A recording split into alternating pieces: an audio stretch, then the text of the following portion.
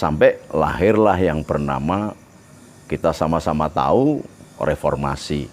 Tetapi era reformasi ini dimanfaatkan oleh kekuatan yang bergerak, yang ada di pan-islamis, yang ada di pan-arabik, masuk sejak tahun 80-an. Kita tidak bisa melepaskan diri dari pengaruh-pengaruh yang berkuasa saat itu, kemudian bisa memberikan kebebasan dan ruang gerak yang sangat luar biasa, sehingga melahirkanlah ide-ide yang bernama khilafah. Ide-ide yang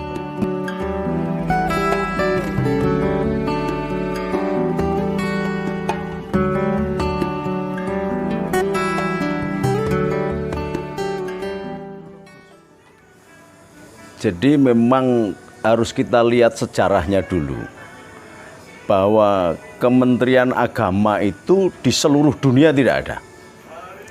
Kenapa kemudian muncul Kementerian Agama di Indonesia? Karena ada keseimbangan yang sengaja akan diciptakan ketika Bung Karno meminta nasihat kepada Hadratus Syekh Hasyim Asy'ari. Bung, ini bangsa dan negara kita akan pecah menjadi berkeping-keping karena negara Indonesia bagian timur dan Indonesia bagian tengah tidak akan bergabung dengan Indonesia secara utuh menjadi negara kesatuan Republik Indonesia kalau 7 kata di dalam pembukaan Undang-Undang Dasar 45 itu atau Jakarta Charter itu dicabut. Lalu Hadratus Syekh Hasyim Asy'ari menyarankan, memang ini Indonesia, Bung, bukan negara teokrasi. Oleh sebab itu, karena Indonesia, ya kita harus bisa merangkul semua elemen bangsa ini yang berprinsip Bhinneka Tunggal Ika Tanhana Dharma Mangroha itu. Maka satu-satunya jalan untuk keutuhan bangsa dan negara, 7 kata di dalam pembukaan Undang-Undang Dasar 45 itu memang harus dicabut. Lalu dicabutlah sebagai keseimbangan supaya Indonesia ini tidak dianggap sebagai negara liberal, negara yang sekular, atau negara yang kapitalis, atau negara yang neokapitalis dan sebagainya. Diambil jalur tengahnya, yaitu dengan diberikan Departemen Agama dibentuk. Dan sejak itu menterinya biasanya dari orang-orang NU. Nah, pada kurun waktu awal kemerdekaan sampai sekarang itu nggak ada hal yang prinsipil untuk dikembangkan menjadi sebuah wacana yang harus kemudian menjadi perang-perangan dan sebagainya. Bahwa kemudian sama-sama muridnya HOS Cokro Aminoto yang namanya Semaun, yang namanya Amir Syarifuddin, yang namanya Kartosuwiryo, yang namanya Bung Karno, lalu membentuk ide-ide sendiri. Dalam diskus-diskus itu, yang namanya Kartosuwiryo mengatakan bangsa Indonesia ini terlalu besar yang beragama Islam, maka harus didirikan negara Islam. Sementara Semaun dan Amir Syarifuddin mengatakan harusnya dengan cara didirikan dengan PKI supaya sama-sama. Faham komunis lah yang harusnya dikembangkan. Lalu Bung Karno mengambil, tidak, harus tetap nasionalis sehingga bisa mengayomi semua aliran, baik yang agama maupun yang sosialis. Nah, ini embrionya. Setelah kemerdekaan barulah muncul kemudian Kartosuwiryo mendirikan negara sendiri yang bernama NII, DI, TII.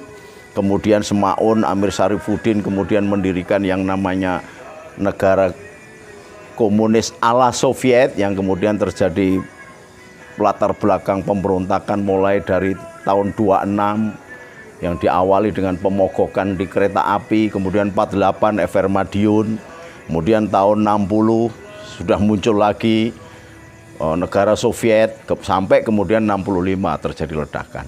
Sementara DITI juga sama. Dan ini kemudian bisa diredam semuanya.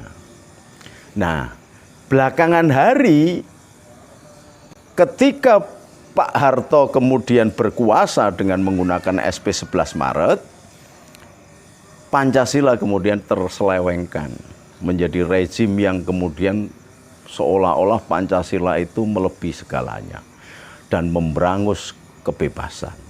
Sampai lahirlah yang bernama, kita sama-sama tahu, reformasi. Tetapi era reformasi ini dimanfaatkan oleh kekuatan yang bergerak, yang ada di pan-islamis, yang ada di pan-arabik, masuk sejak tahun 80-an. Kita tidak bisa melepaskan diri dari pengaruh-pengaruh yang berkuasa saat itu, kemudian bisa memberikan kebebasan dan ruang gerak yang sangat luar biasa, sehingga melahirkanlah ide-ide yang bernama khilafah. Ide-ide yang bernama khilafah ini kemudian dimunculkan dan disuburkan dengan praktek politik identitas. Ini. Nah, sementara itu Departemen Agama yang hanya sebagai departemen balas jasa pada waktu itu sama sekali tidak mengambil peran di dalamnya. Karena aturan-aturan bagaimana membuat orang damai, membuat orang bisa enak melaksanakan ibadahnya, tidak merujuk kepada aktor atau pemimpin dari Departemen Agama itu. Tetapi sesungguhnya lebih merujuk kepada pada waktu itu Laksus. Merujuk kepada kejaksaan yang kemudian melakukan operasi-operasi. Nah, begitu reformasi bebas sebebas-bebasnya, maka politik identitas ini mencuat. Arab Spring kemudian dikuasai oleh Amerika. Maka karena kebetulan Amerika sedang berhadapan dengan Cina, Indonesia mendapatkan efeknya yang sangat luar biasa. Kita bisa tahu, selama ini bangsa Indonesia itu dikuplui, kalau bahasa Jawanya itu dikuplui itu atau digatai saja, bahwa dunia ini bisa beredar, bergerak perekonomiannya itu karena dolar. Pemirsa harus paham bahwa ekonomi dunia ini bergerak karena dolar. Dolar itu dikuasai oleh Amerika. Dolar itu bisa berfungsi karena memiliki kolateral. Kolateralnya bernama emas. Emasnya ada di Indonesia. Indonesia bagian timur namanya Papua. Logikanya Indonesia yang memiliki gudang dan tambang emas itu, nilai rupiahnya harus sama dengan dolar. Karena dulu pada tahun 97 masih 2000. Sebelum 2000 malah sempat 400, malah 200. Artinya 200 rupiah ekivalen 1 dolar. Nah, kemudian melejit pada waktu resesi ekonomi sampai 16.000 pada waktu itu terjadi. Saya pernah ke Iran. Di Iran itu menggunakan dolar. Tetapi karena Iran tidak memiliki basis kolateral yang bernama emas, sehingga ketika diembargo oleh Amerika, harga kacang sekilonya 1.600.000. Karena apa? Dolarnya nggak berlaku. Nah, Amerika masih berlaku karena apa? Karena menguasai emas. Nah, Gus Dur dulu pada zaman rezim Gus Dur, saya sempat diajak ketemuan dengan beberapa negara. Ada rencana untuk membuat Fakta Pertahanan Ekonomi Asia Pasifik. Gus Dur mengajukan permohonan atau semacam konsep untuk meminta saham dari Freeport itu 30%. Tetapi apa yang terjadi? Gus Dur dilengserkan. Nah, ketika ganti Jokowi, Jokowi ini gendeng banget gitu loh. Bukan 30%, wong 30% aja Gus Dur dilengserkan, ini Jokowi minta 51%. Artinya apa? Banyak bangsa kita ini nggak menyadari apa yang dilakukan oleh langkah-langkah Jokowi ini. Dengan 50% saham, maka logikanya akan terjadi $1, $1. Kalau sampai terjadi $1, $1, maka Indonesia ini akan menjadi raksasa yang sangat luar biasa. Maka ketika berhadapan dengan Cina saja Amerika sudah kebingungan, lalu muncul Indonesia yang akan bergeliat menjadi raksasa baru, maka dua negara ini berkepentingan untuk menghancurkan Indonesia. Nah, Jokowi memarisi diplomasinya Bung Karno ketika dulu Soviet dan Amerika sedang berhadapan-hadapan. Bung Karno bisa menggunakan Soviet, bisa menggunakan Amerika. Dan China pada waktu itu belum masuk perhitungan. Nah, inilah yang kemudian membuat kemarahan dua negara. Maka sembari mereka menentukan siapa yang lebih dominan antara Amerika dan China, ingin sama-sama sesungguhnya menghancurkan Indonesia. Lah, untuk menghancurkan Indonesia tidak gampang. Untuk bisa menghancurkan negara bangsa, maka satu-satunya jalan yang harus dilakukan adalah menghancurkan falsafahnya. Untuk bisa menghancurkan falsafah Indonesia, yaitu Pancasila, maka harus menghancurkan pendukung utamanya. Pendukung utamanya adalah Nahdlatul Ulama. Oh, ini.